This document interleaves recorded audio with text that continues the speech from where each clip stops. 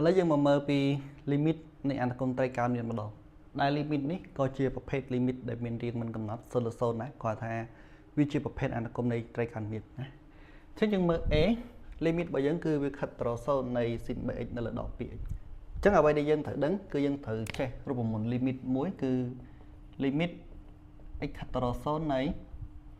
sin ax លើ ax គឺស្មើ1ណាចឹងដល់ពេលយើងចេះរូបមន្តប៉ុណ្នេះយើងធ្វើមិនឆ្នៃឲ្យវាដូចគ្នាមកបាទអញ្ចឹងដក2នេះខ្ញុំរុញវាមកខាងមុខមកអញ្ចឹងខ្ញុំបានស្មើជាមួយនឹងដក1នៅលើ2គុណឲ្យ limit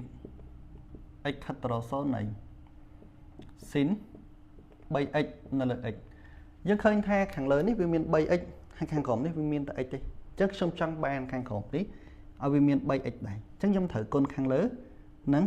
3វិញណាអញ្ចឹង3នេះសម្រួលគ្នាទៅអស់ហើយអញ្ចឹងខ្ញុំបានបាទដក1នៅលើ2គុណឲ្យមកដុំប្រព័ន្ធនេះគឺវាស្មើ1គុណឲ្យ3អញ្ចឹងដក1លើ2គុណឲ្យ1គុណឲ្យ3ទៅបានដក3នៅលើដក3លើ2នេះជាចម្លើយ limit A ដល់ពេល limit B នេះអត់មានអីពិបាកគឺយើងធ្វើការចែក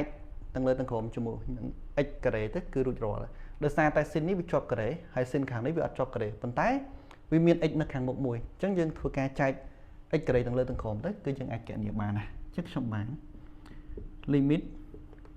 x ខិតទៅរក0នៃឬមួយក៏យើងបំបែកបែបនេះក៏បានដែរបាន x គុណឲ្យ sin 2x នៅលើ x ការ៉េគុណឲ្យ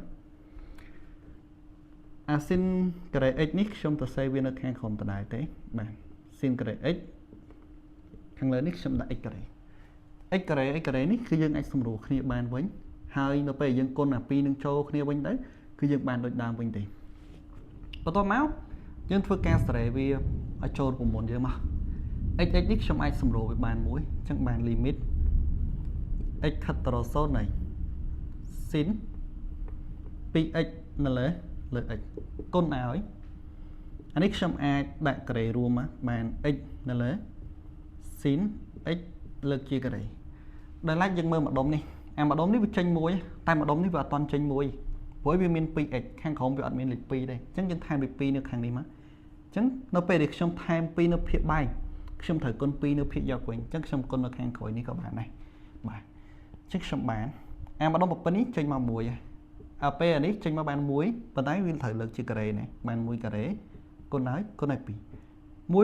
1ការ៉េវានៅតែ1ដដែលទេ1គុណឲ្យ2បាន2ប្រយ័ត្ន1គុណឲ្យ2បាន1ឥឡូវយើងមើលលំហាត់ C នេះ limit របស់យើងគឺវាខិតទៅ0ប៉ុន្តែអានេះវាមាន1ដកកុស 2x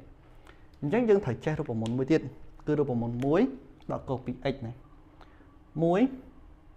ដកកុស 2x គឺស្មើជាមួយនឹង2 sin ការ៉េ 2 sin ការ៉េ x អញ្ចឹងកន្លែងនេះយើងធ្វើការចំនួនវាចូលមកបាទអញ្ចឹងបានស្មើ limit x ខិតទៅរក0នៃ2 sin ការ៉េ x នៅលើ